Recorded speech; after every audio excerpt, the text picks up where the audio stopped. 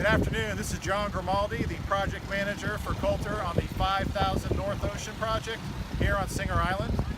We just finished pouring the first half of the third floor today, and as you can see from some of these videos, the view is already becoming extraordinary.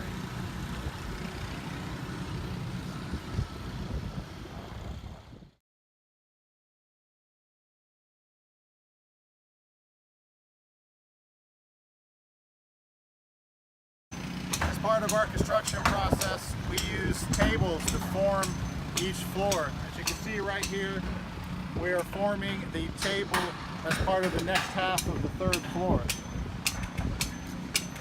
The tower crane places each table,